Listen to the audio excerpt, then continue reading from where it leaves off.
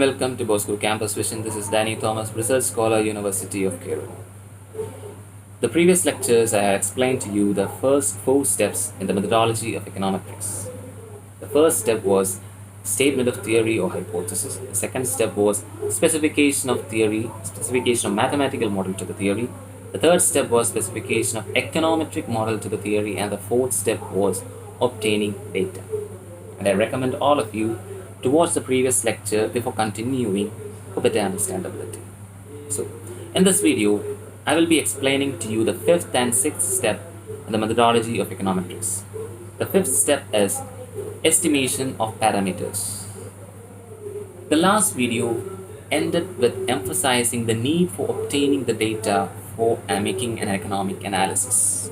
So, after obtaining the economic data, the next step is to estimate the value of parameters.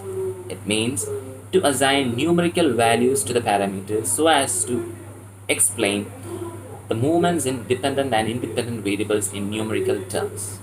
Now I'll move on to our example for better understandability. In our example, we will be estimating the parameters for the consumption function, which will help us to explain the change in consumption expenditure as a result of a change in income in numerical terms. And the methods or the techniques of estimating these parameters will be discussed in a later video. For the time being, I will be using imaginary figures for our parameters beta 1 and beta 2. So, suppose I have applied an appropriate technique for estimating the values and I have obtained the value of beta 1 as minus 150 and beta 2 as 0.50. Now, our regression equation will be y is equal to minus 150 plus 0.50x. Now, what does it mean? It means the average value of consumption expenditure will be minus 150 rupees when the value of x is equal to 0. I said rupees because the value of consumption expenditure and income will be given in rupees or dollars in a date. So that's why I said the average value of consumption expenditure will be minus 150 rupees when income is 0. And the beta 2 was estimated as 0.50.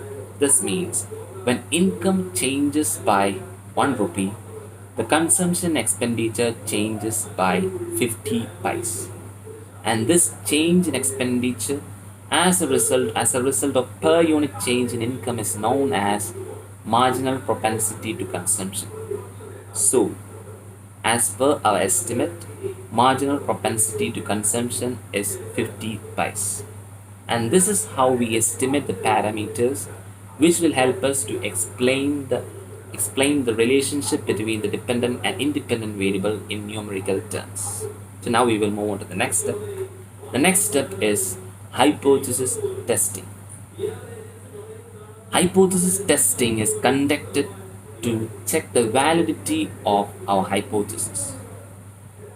As per our example, the hypothesis was the consumption expenditure is expected to change as a result of a per unit change in income but less than 1, which means when income increases or decreases by 1 rupee, the consumption expenditure will also increase or decrease, but that increase or decrease will be less than 1. And this relationship between the consumption expenditure and income is known as marginal propensity to consumption. And the marginal propensity to consumption is represented by the parameter beta 2. And as per our estimate in the previous step, we have estimated the value of beta 2 as 0.50. That means the marginal propensity to consumption is 50 pice, which is less than 1. And this confirms our hypothesis.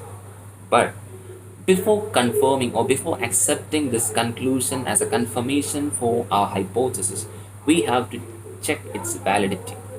That means we have to check whether we got the result by chance. Because we obtained this estimate. We have calculated this estimate based on a sample data, and the estimates or the findings of a sample data may not be applicable to the actual scenario. It might not correspond to the actual scenario, or it might not be applicable to the actual population. So we need to check its validity because we need to know whether our conclusions are applicable to the entire population. And for that, we will have to conduct a significance test to check the probability, to check what the level of probability of getting a result by chance. So that's the sixth step in the methodology of econometrics, testing the hypothesis.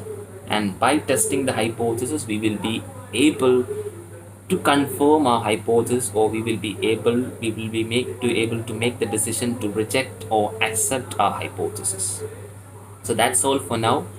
And in the next video, we will continue with the remaining steps in the methodology of econometrics. And until then, this is Danny Thomas signing off from POSCO Campus Vision.